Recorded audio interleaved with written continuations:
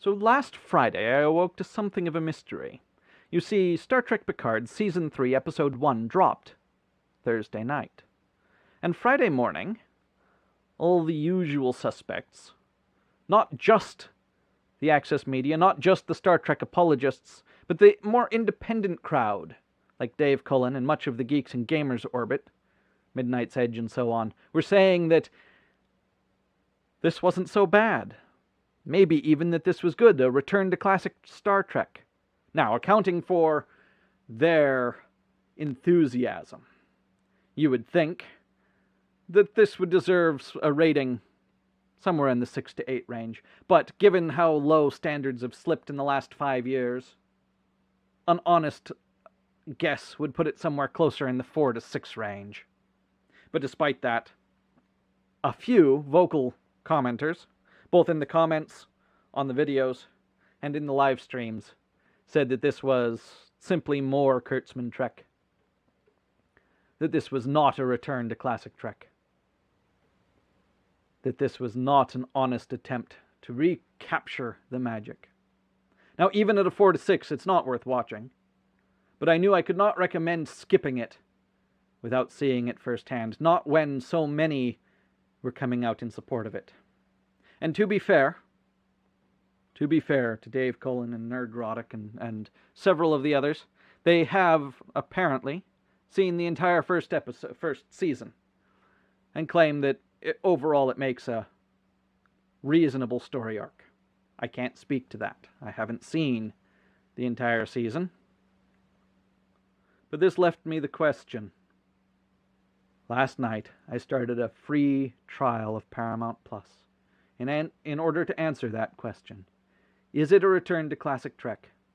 Is it an honest attempt to create classic Trek? Or is it a zombie parading around in Star Trek's skin? Ignoring all of the previous modern Drek creations, even ignoring the history of Star Trek, taking just the storyline as presented, is it cohesive? Does it tell a compelling narrative? Or is it more mystery box Jar Jar Drek? I may watch the second episode. Many of the plot hooks, many of the mystery boxes that were set up in this episode are supposedly resolved in the second. And my free trial doesn't expire until next week. I will not be renewing it. Because the answer to that question is this is a zombie parading around wearing Star Trek's skin. It is more insulting in many ways than anything that bad reboot has previously created. For you see, this is not Star Trek created by people who don't understand Star Trek, for people who hate Star Trek. This is Star Drek, Jar Drek, created by people who do understand Star Trek. At least they hit the Memory Alpha wiki to get the details. The designations of the ships, star dates, other detailed paraphernalia in the background to actually look right, to actually look like Star Trek if somebody had turned the lights down. But despite that, it makes a mockery of what came before it. I went into this expecting that it would be on par with the worst episodes of Voyager or Enterprise. It makes the worst episodes of Voyager and Enterprise look like masterpieces by comparison. If you're only here for the short summary, for the bottom line, I've seen it. Save yourselves. Don't.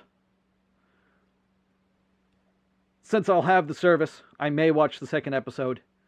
Not because I expect it to be any better. And quite frankly, it could be considerably better and still not worth the time. But don't watch it yourselves. If I watch it, I'll include a link to a review of it in the comments below. But if all you're here for is the bottom line, feel free to dip out now. If you want to see the details, for it's in the details. You see, I watched it a second time this morning, and this morning I had other better things to do, so I put it on in the background while I was working on other projects. And I listened, and I only occasionally looked at it. And without looking at the fine details, it was less offensive. If I only paid cursory attention to it, it felt like Star Trek, through a looking glass darkly. So if you were a casual fan, originally, I could see why you would, or if your mind had been so poisoned by a decade of Kurtzman Trek, of Jar Jar Drek, I could see seeing this and thinking it was a return to form. But it's in the fine details that the insidiousness, duplicity, disdain from the creators shines through. Maybe it's simple ageism, but I think it goes beyond that. I think it is a general disdain for what came before. It's a collection of member berries and backhanded insults. But, crucially, the reason that I would rate this so low, the reason that I would watch Enterprise, the worst episodes of Enterprise or Voyager, before I would watch this again, is because it's not a cohesive story. They can't even keep their story straight within one scene. It's mystery boxing, exactly as we would expect from Jar Jar Abrams and his disciples. You can see the milieu of member berries, or rather you can hear them, if you just listen. See, in the past, each new Star Trek show would have a sound palette, for lack of a better term, that was unique to itself, but reminiscent of the others. And this is like a bad medley. It includes sound effects out of the original series. It includes tech out of the original series, mixed with the Next Generation. And again, if it's just in the background, yeah, it sounds like Star Trek. It feels like Star Trek. But if you're actually paying attention, it just doesn't make sense. And the worst. You see, the sounds, the music in Star Trek. Star Trek makes some use of leitmotif. Much of the audio is heavily reified. You know what it sounds like when a phaser goes off. You know what that means. You know what it means when you hear a communicator chirp. And this does the same thing that Star Wars did. You see, in the original Star Wars, near the beginning, what's been dubbed the Force theme comes on, rises from quiet to prominence, as Luke Skywalker is staring out in the desert that first night. He's already there, the image is already set, and the music rises, and we come to associate the feelings of that scene with the music. But in the sequels, in similar scenes, the music comes on and then we're presented the new bastardized version of what we're supposed to associate with the old.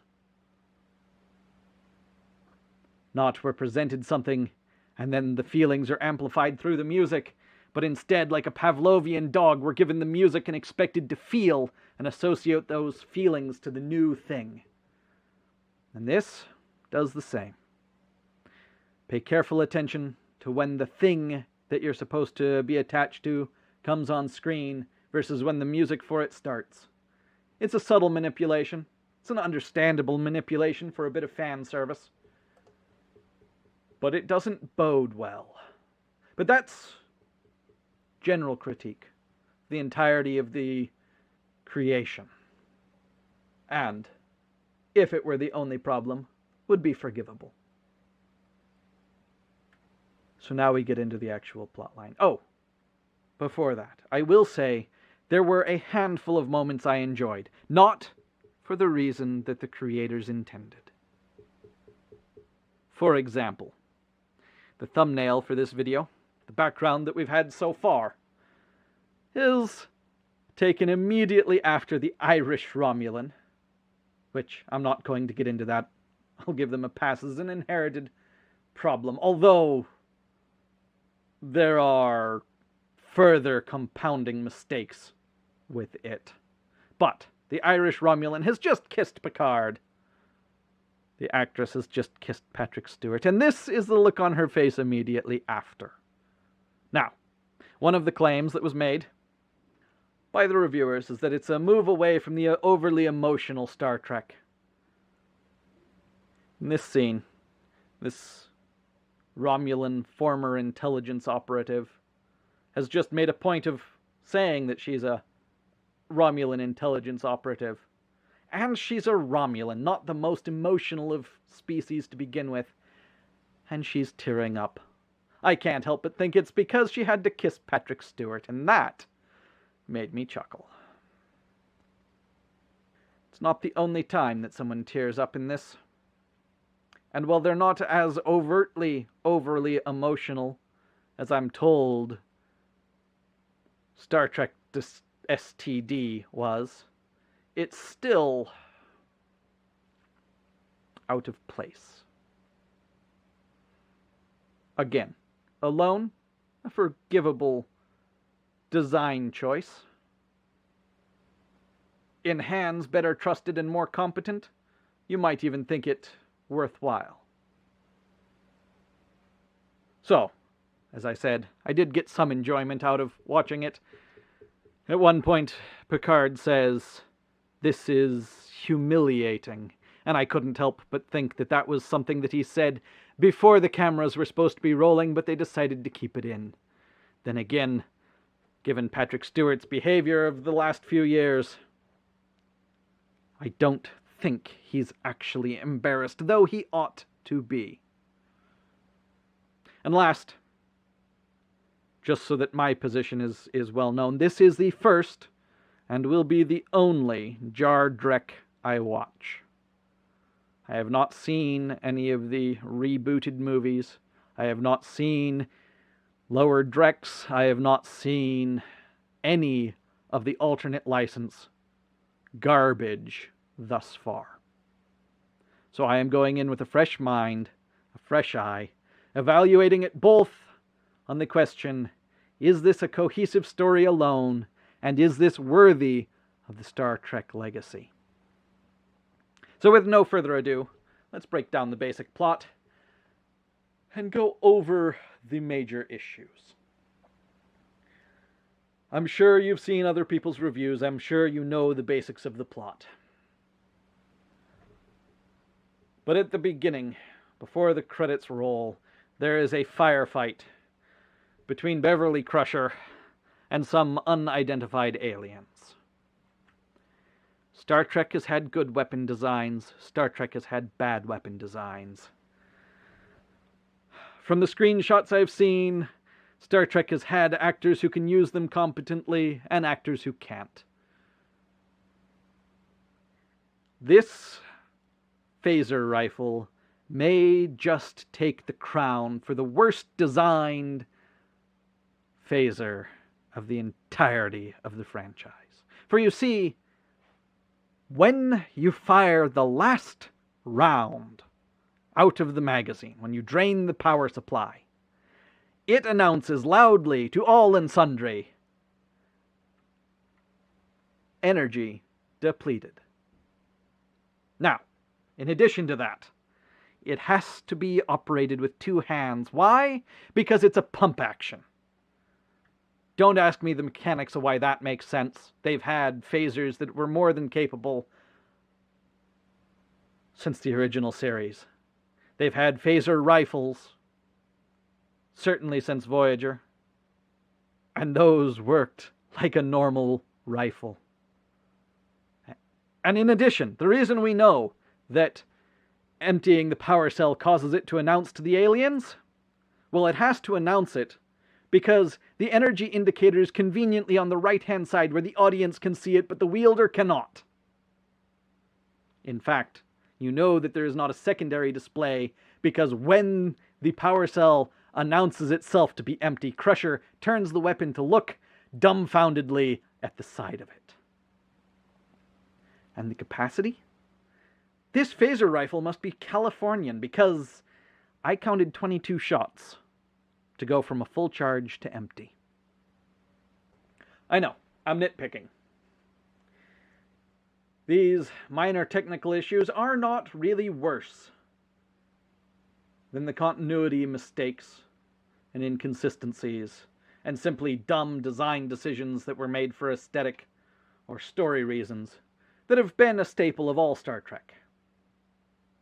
It's fun to poke fun at the tech design, but slightly different direction would have the same plot points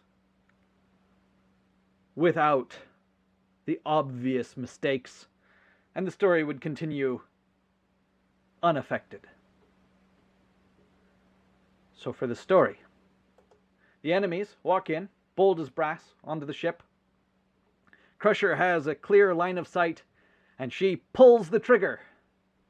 And you can see, if you still frame right before, where the barrel of her phaser is pointed. And you can see after the flash where the barrel is pointed. And the bolt arcs down by 30 to 40 degrees in order to hit a crate.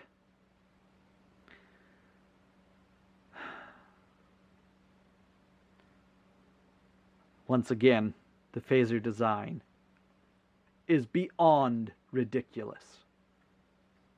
She'd be better off with nearly any other weapon we've seen, including modern firearms. Anyway, her first hit connects with one of the approaching enemies and vaporizes them. The enemy is wearing inorganic clothing. It's wearing some sort of uniform. It's carrying a metallic weapon that it's firing. Full auto. So why did her shots against the cargo containers do minimal damage to them? I know, Star Trek can be fast and loose with that kind of thing, but it's this attention to detail where the disdain for Star Trek will be seen. And it gets worse as the show progresses. She gets hit in the shoulder when her rifle tells the enemy she's helpless, we're empty. Now, the aliens have been firing in automatic bursts. I didn't count the number of shots, but it's at least 5. When she's standing there, out of cover, looking at her empty weapon, they fire a single shot to hit her. Plot armor much? A moment later, they return to firing full auto bursts while she's out in the open. They quickly cut away to a scene, to a shot of the surroundings of the scenery of the knickknacks in the background getting destroyed. But you can see, once again, if you take a still frame, that there's no way that the aliens would have missed her there. She would have been hit at least 4 out of the 5 times. So in post, they just make the screen so bright that you can't really tell what's going on and hope that nobody notices.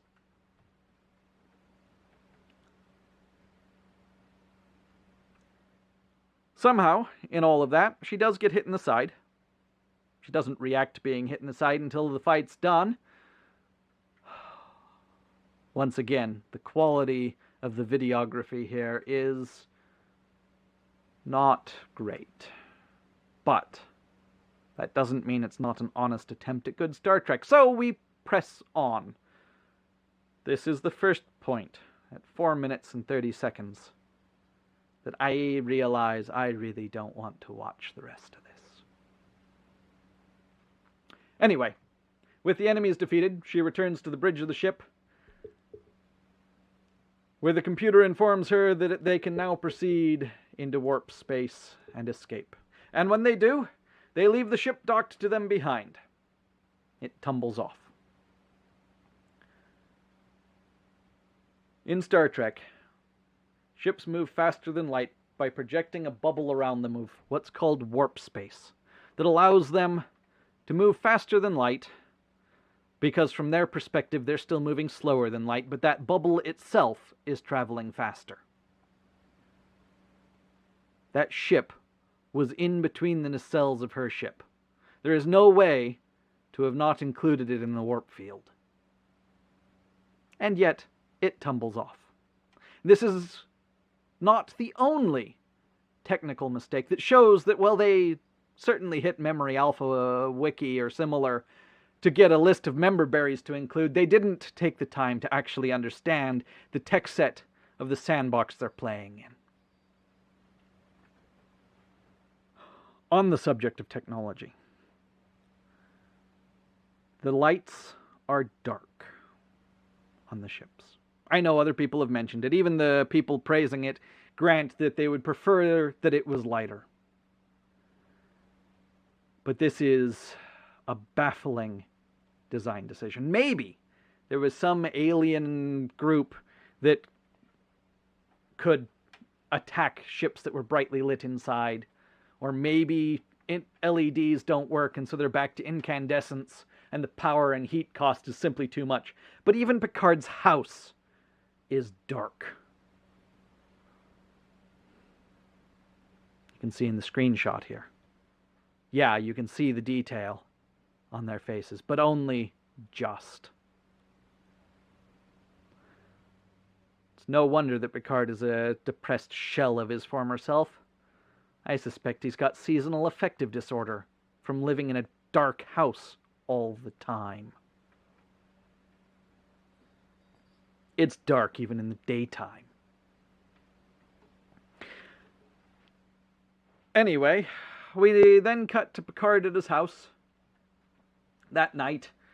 You know, they drop a few hooks for later in the series, at least according to Dave Cullen. Things that are important to remember for later. Yeah, we'll see. But that night, Picard's old comm badge goes off. Now, that comm badge, we'll just magic away that its battery is still charged, whatever. They're short-range devices. So how is it that it's receiving a long-range message? Never considered, never explained, but okay. Need it for the plot to happen, could have bounced it locally, could have tight beamed it if the magic MacGuffin knew exactly where it was, whatever. But how does Picard hear it? You see, the volume doesn't really increase as he seeks it. And we spend about 30 seconds with him looking through places that he should be able to tell immediately it isn't. And he can find it, and the computer can't. And it's in a box. And they're not loud devices. And he's got music playing. So how is it that he hears it? Don't think, just consume. And this is one of the first places where we see the music swell as he opens the box. Remember the good times? Remember the good shows? Remember the shows you'd rather be watching? Just go watch those.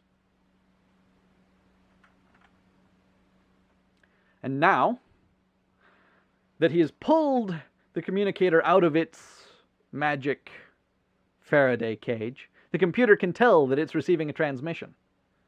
So why couldn't the computer tell that, oh, there appears to be something receiving a transmission here, when he first asked? And on the subject of the computer, Majel Barrett, she is not. As a good rule of thumb, if it's not voiced by Majel Barrett, it's not Star Trek. If the computer is not voiced by Majel Barrett.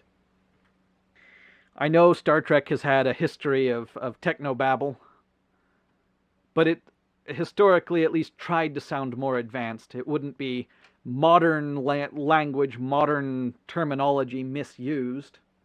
And yet what they mean is an encrypted communication they call a codec. It's not. That's not what's meant.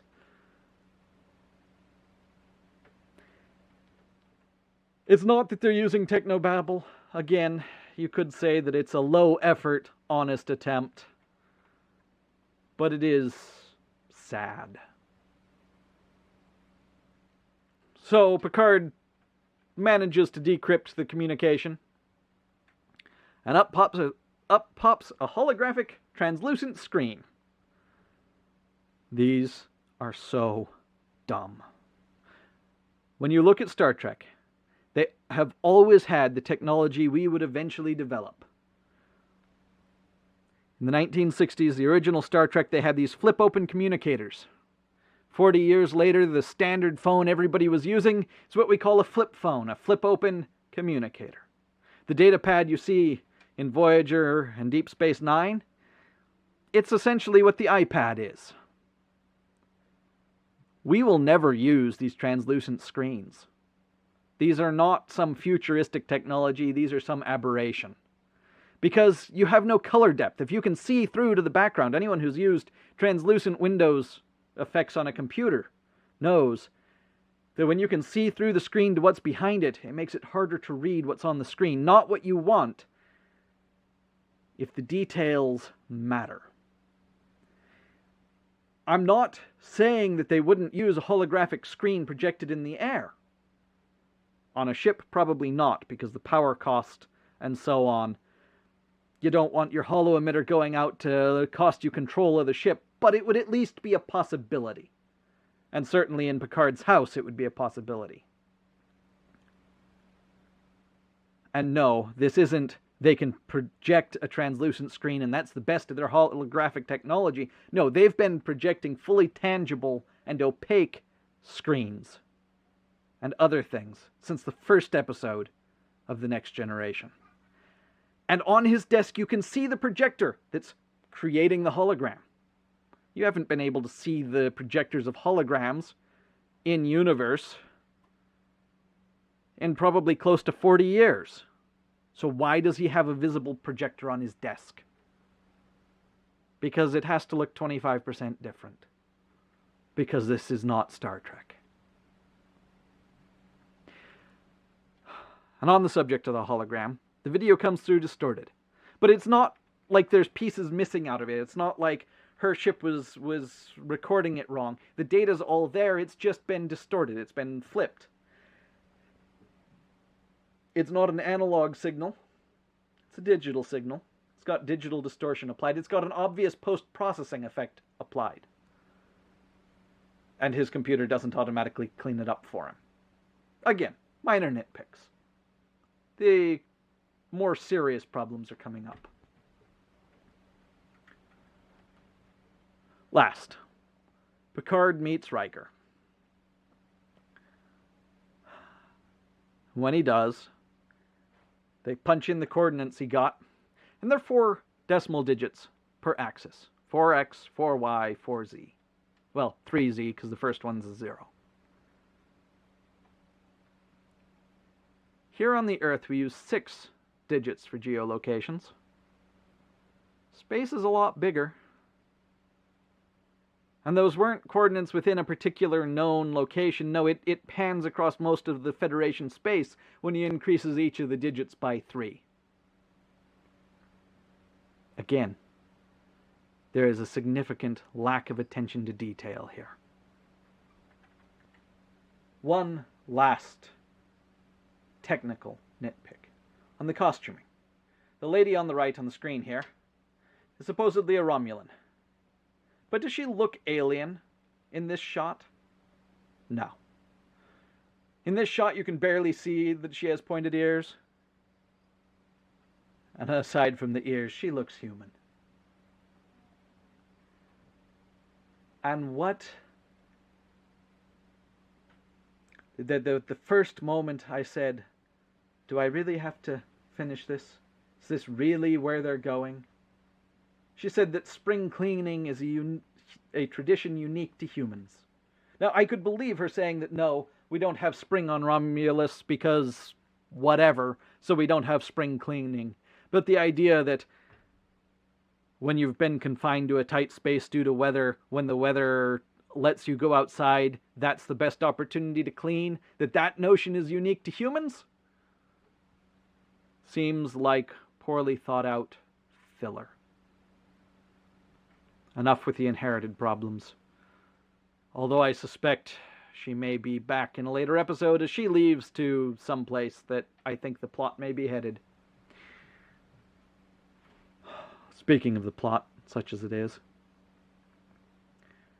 Later on, Beverly Crusher sent them a message asking for help. And despite that, they're not happy to have the help arrive. Speaking of not wanting to help, at 12:16, just a minute before the screenshot here, he sighs. And it's not a I'm tired sigh, but it's a I can't believe I have to help a former crew member. You see, he gets the message, and his first thought isn't, oh my gosh, can I go and help her? It's, do I have to bother? Does she really need the help? Isn't there somebody else that can deal with this? He has to be talked into it by the Romulan. I will say I am impressed by the actress that plays the Romulan, though, because she manages to look honestly affectionate for Picard. And I don't think I could. I don't think most people could. And I remember thinking, when I snapped this screenshot, the look on her face here, she had just looked affectionate a moment before, but now she's turned away, and she's got to be wondering, I can't believe I kissed the prune. So Picard goes off and meets with Riker, and we can't have a strong, happy family. So, they're of course having trouble. Then again, saying that Deanna and his daughter would be happy to have some time away from him is a diplomatic way of saying he might want some time away from her. And given the behavior of Marina Sirtis, I think I'll give that one a pass. But this is where we start seeing Picard made into a doddering fool. And Riker not much better. You see, one of them says that something or other happened on Rigel 6, and the other one corrects that it was Rigel 7. It's not the kind of thing that you're likely to get as a silly mistake. It's the kind of mean little jab included to make the characters look less competent. And they're standing, or sitting in a bar. Other people have pointed out that, of course, the Enterprise D miniatures aren't selling. This isn't a subtle jab. This is a downright insult. It's not a friendly rivalry taking shots at Voyager or one of the other series. It's making fun of their own. Saying that nobody likes it, nobody watches it. It's not worth anything. You know, they could have explained the presence of all of them by saying, oh yeah, they're the most popular, so we've had to order more in. Gives you something to set the scene, gives you something for filler. Although at 54 minutes, this episode hardly needed filler. But instead, they have to go with the insult. And again, doubling down on making Picard and Riker seem like incompetent, decrepit fools. They could have met up at the bar and said, I've got something, we need to go meet someplace secure. They could have whipped out whatever latest gadget is for anti-eavesdropping. You could have had that gadget fail if you wanted to let the enemies hear them in the bar. But instead, they just discuss something that's eyes only top secret out in public. And it just makes them look like absolute fools. It's funny because there are clear points throughout the episode where they intentionally make Picard look forgetful, old, incompetent. He misremembers the name of a starbase, or that a starbase has been decommissioned. And those are clearly intentional, because direct attention is drawn to them by the plot itself to make Picard look the fool. But they don't need to make him look a fool. He and Riker both look like incompetent fools just by being there, just by failing to prevent eavesdroppers, and myriad other mistakes throughout the episodes. And this is where we see the true disdain. This is where we see the rotting flesh hiding behind the skin, behind the veil of Star Trek. And that brings us to the other intelligence operative, the one that I'm told was in the previous seasons, a druggy, a problem character. We were told there was no more body horror. And to be fair, no one had their eyes gouged out this time. But you can hear the bones in her hands cracking when she pushes a little too hard trying to get information. If you're looking for Star Trek, if you're looking for something that you can watch with your family, this is not it. There's no character here that you can tell your children, be like that. If you're not sure what to do, think, what would Captain Kirk do? There's no one heroic. And the body horror, it's muted. It's not obvious visually, but again, you can hear it. And here we get another strong member, Barry. She's got a flip-open communicator. They've had the ability to do much more discreet ones for a long time. And yet, she's got one that's large, and that chirps just like Kirk's did. Because they want you to think about that and not the fact that their story sucks. And, obviously, she also, in public, announces who she is. Then we cut back to Kirk and Picard. They're on their way up to the Titan, and quite frankly, Patrick Stewart sounded drunk or otherwise incapacitated in this scene. He sounded older than he has through most of them. But we get Picard saying that he doesn't like this plan. Only now voicing this? Could have had them going over, here's what we need to accomplish, let's make sure we're on the same page one more time. Again, we can mark this up as incompetent modern storytelling, rather than overtly hostile, so we'll not dwell on it. And once again, we get the music rising before the ship is seen, not as the ship is seen. And the ship? Of course it has to be a refit, because it has to be 25% different. They did get the details right. At least, the designation of the ship on the saucer section is painted right. But that's where we've gone to for finding praise for it. And then we're onto the bridge of the Titan, and it's dark. We do kind of get a wide shot, an establishing shot, to know where things are on the bridge. Kind of. Framing's still not great, but it's better than Star Trek of the last 5 years has been. And we're introduced to Geordi's daughter, Ensign LaForge. Not crewman LaForge. She's a junior officer. And she still struggles to act professional. This is supposed to be the best and the brightest Starfleet has to offer. The officer corps. And she can't just make a good impression by going about her job like she should. LaForge, more like LaSalle. And once again, they have to make Picard look old and out of place. He doesn't know that the ships are more automated. And this was the first time I clearly thought, they don't need to make him look old and out of place. He already does. Now, people who have said that this was good, said that Riker carries the show. But that's not the case. Because Picard, realizing his blunder, covers for it. Not well, everybody knows that that's what he did, but still, he covered for it.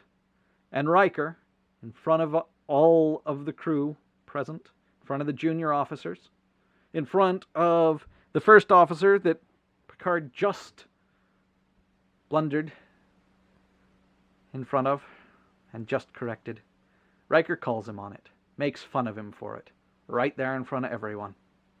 That's not like Riker would have acted when Riker was actually a competent Starfleet officer. when Riker was a character that you could admire. So they get invited down to the captain's mess, someplace, not the captain's quarters, because he gets up and leaves, for dinner. Fine. And here we see the modern, terrible cinematography. We start with close-in shots of the food, which is supposed to look sci-fi, so it doesn't necessarily have to look appetizing. But then we get the volume turned up to hear the captain chewing. And I can only think, I'm glad I already had dinner. Because the food looks gross. And it sounds worse. And I look at the clock and say, I still have a half hour of this Drek to watch. Now, the positive reviewer said that the captain's a by-the-book character. But he doesn't deliver. Commander Hansen, 7 of 9, walks in, and he says Hansen, as though they're good friends. Not Commander Hansen, as you would expect if he were truly being more formal. By the book. And he's a Starfleet captain. He's supposed to be a trained diplomat. He has had the ship for 5 years. He's gone on 34 missions. You would expect him to be a competent professional. Make no mistake, I have no problem with him turning them down on their request. But his attitude and mannerisms are not admirable. So once again, we have a captain who is not a hero. And he knew of their reputations, enough to make him rude to them, but not enough to immediately realize that something's up. It's only when Picard blunders again that he realizes that this is not simply a routine surprise inspection. And not enough to know that his own first officer was palling around with Picard in the previous season. To be clear, I've not watched any Drek before this. But if I ignore her escapades in the previous season, then there would be no motivation for Commander Hansen, for 7 of 9, to help them either.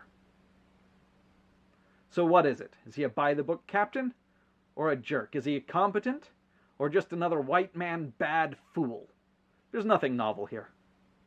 He makes a point of saying, I like keeping time. And yet he started dinner early. And this is one of the most clear cases, within one scene, that they can't even keep internal consistency.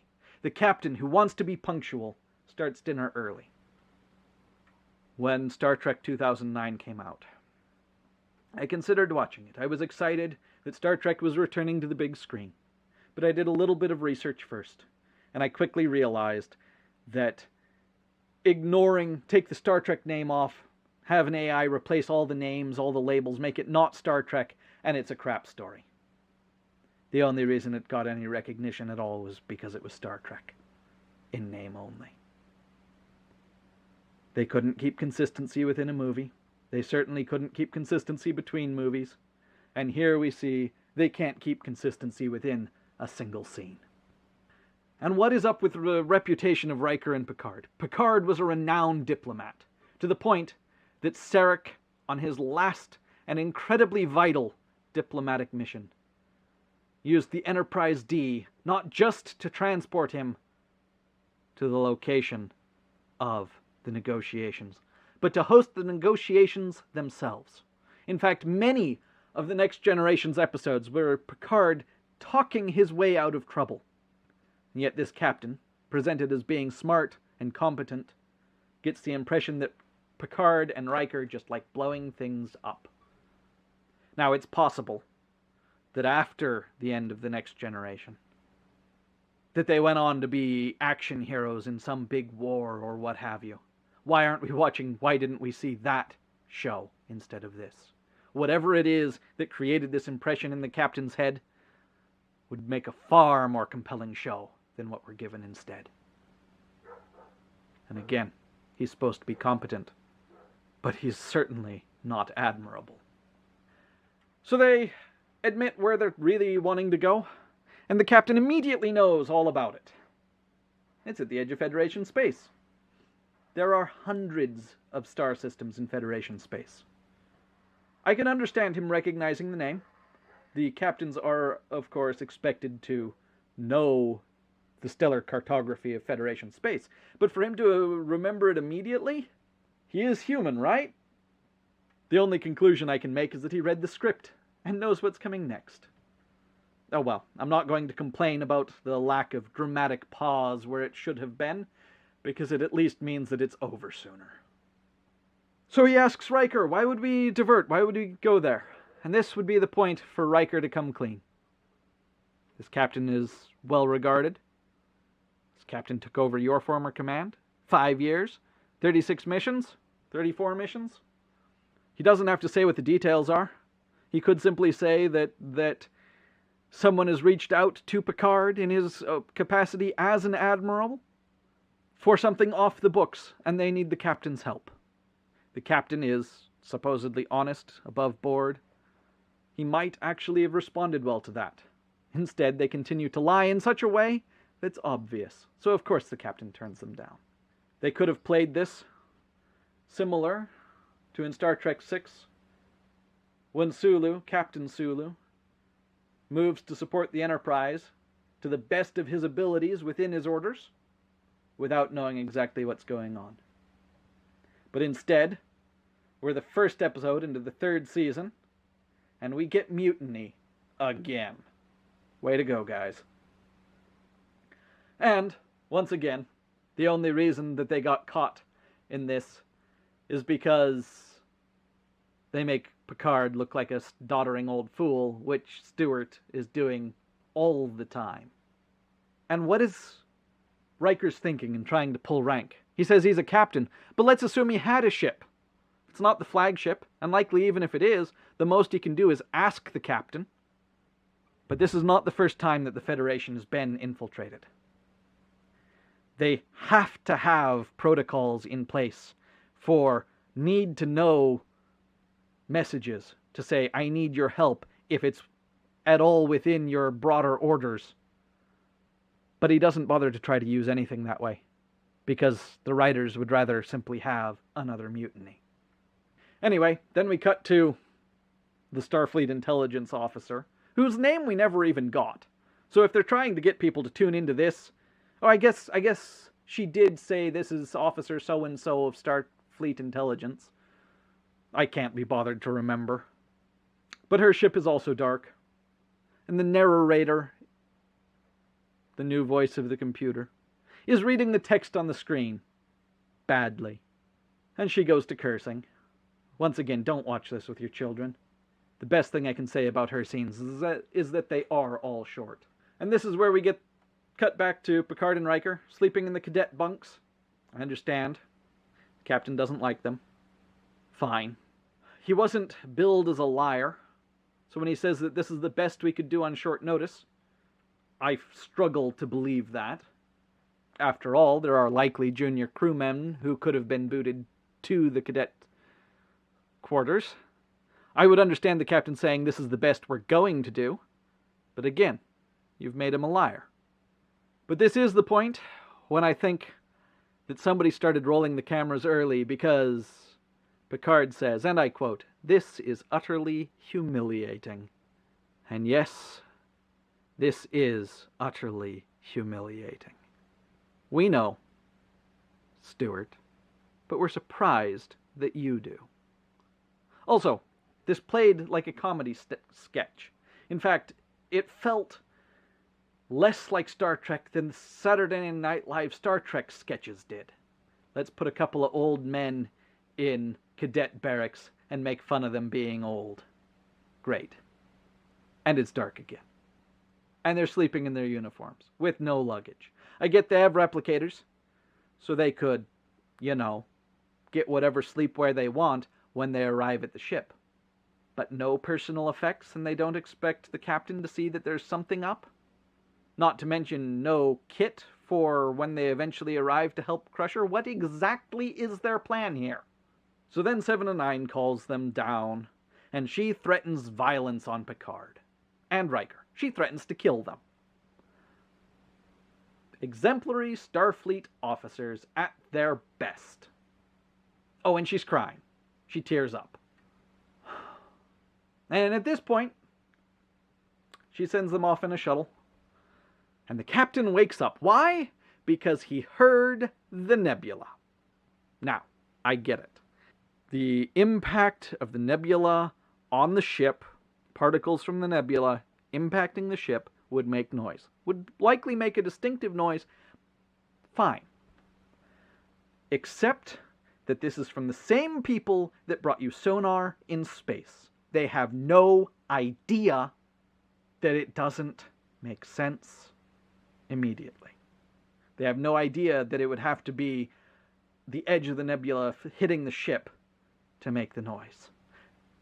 And it's not the edge of the nebula hitting the ship. It's a lightning crack out in the nebula itself.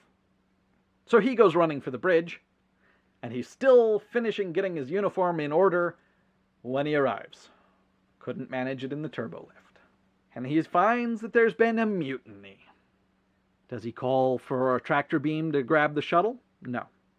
Does he have the transporters lock on and beam whoever's in out? Does he have the weapons officer fire on the shuttle to force them to stand down and surrender? No. Does he send Commander Hansen to the brig? No. Does he have her placed under arrest by a security guard? No. We were told this captain was by the book incompetent, and yet he is clearly not. And where exactly does the Titan go after this? The shuttle goes over to Beverly's ship, and he doesn't decide to follow the shuttle. He just lets them go. This is the most unbelievable, contrived, and stupid piece in the entire show that we're expected to believe. Anyway, we get a scene with the Starfleet intelligence officer, and quite frankly, by this point, I could not bring myself to care. I did eventually pay close attention after I saw the one building transported out into open space and start falling, and what did I notice? First, there were 3 big events in all of the Federation. Other people have talked about that. Whatever. The computer clearly filtered for the 3 that might be relevant. Fine. But look in the fine details. These people do not care about their art. The cars on the road driving towards the now giant pit in the ground and towards where a building is falling from the sky. They don't stop. They don't slow down. They don't care. They're animated by a team that doesn't care. And so in the face of monstrous calamity, they're just going to keep right on driving. It's in the fine detail that you tell if an artist cares about their work. And these people don't. And it was at this point that we cut back to Picard and Riker, arriving in their shuttle and talking about how old and incompetent they are again.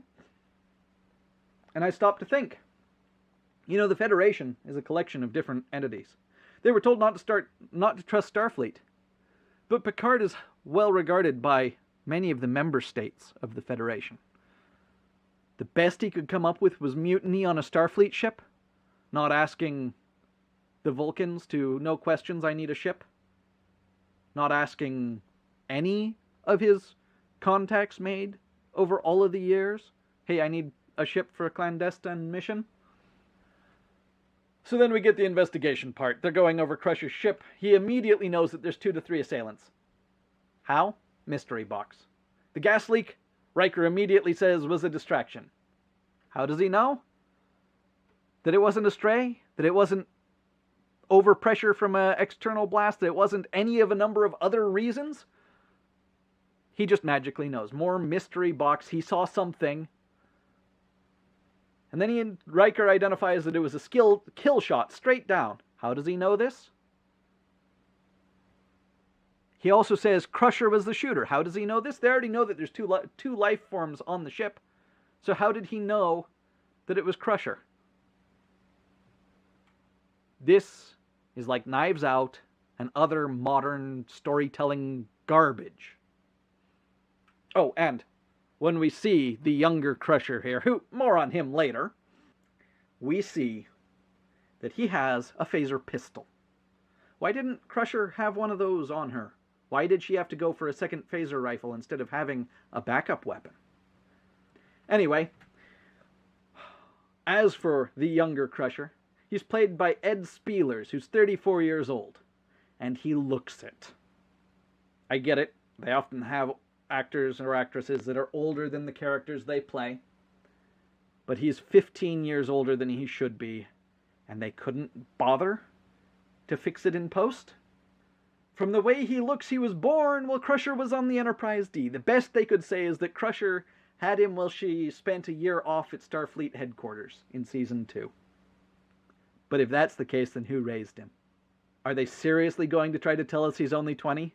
He looks closer to 40 than 20, because he is. Also, the phasers make noise. The reason that Riker knows it's safe to hit him is because he hears the phaser power down.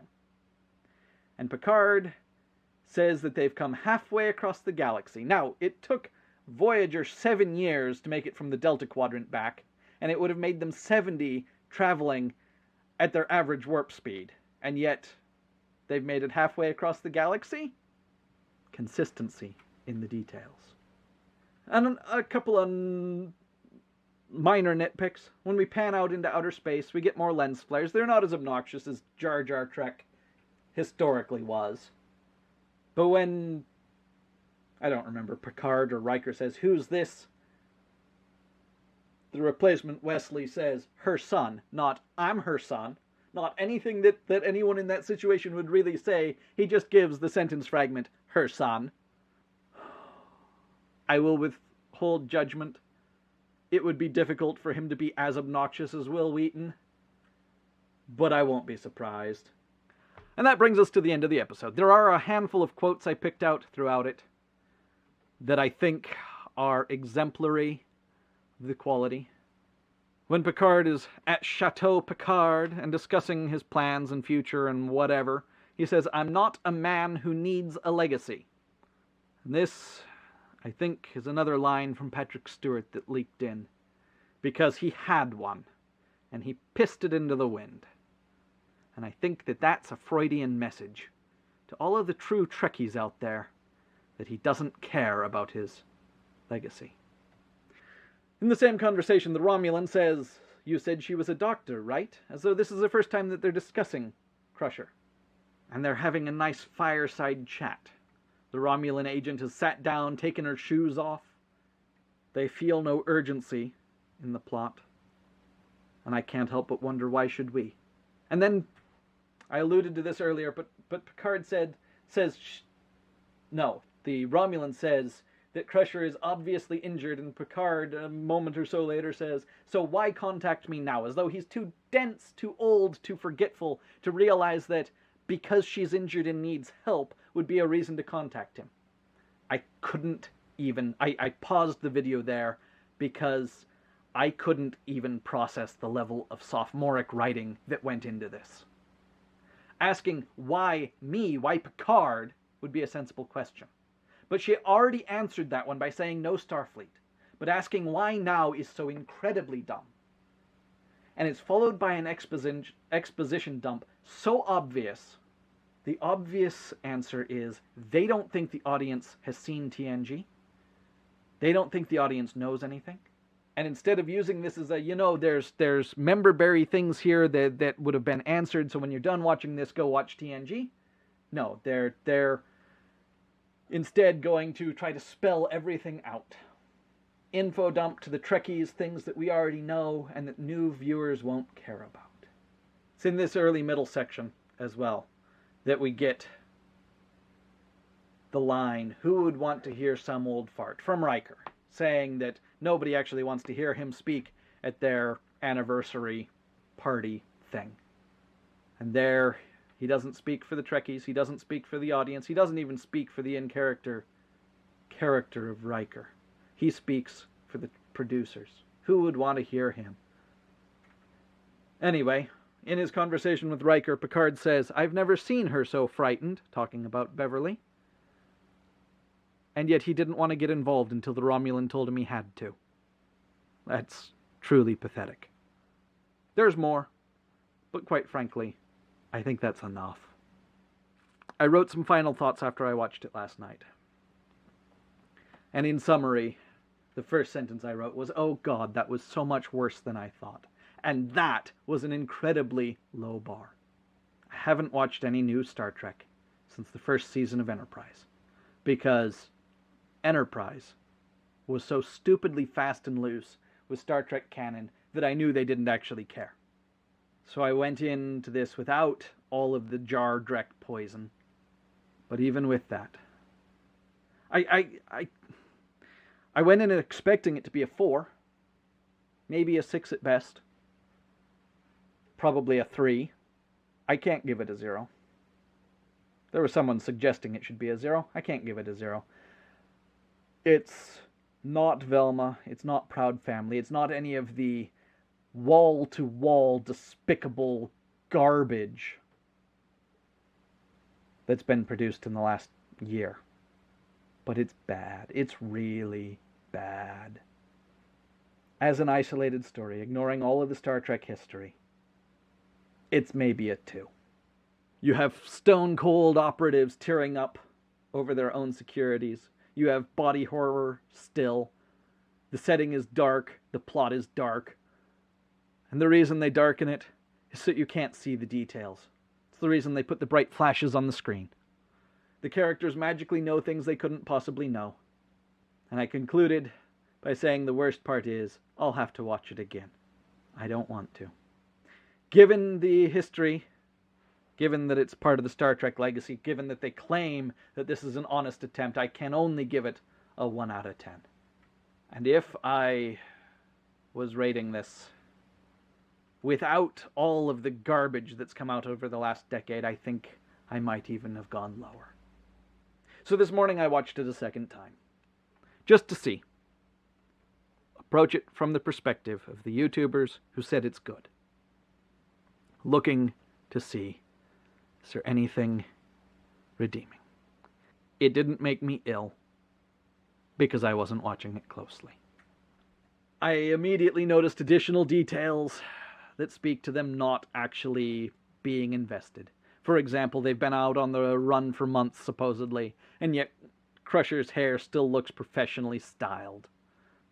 In the Year of Hell episode of Voyager, by the end, the entire crew were incredibly bedraggled.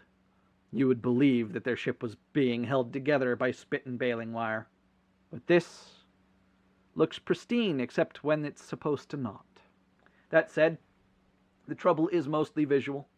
If you watch this while you're on the phone or otherwise distracted, it sounds like Star Trek. They got a lot of the details right. Somebody took the time to actually keep things consistent in the fine details. The designation of a refit being a -A and so on. Only partly watching, I'd give it a solid 2.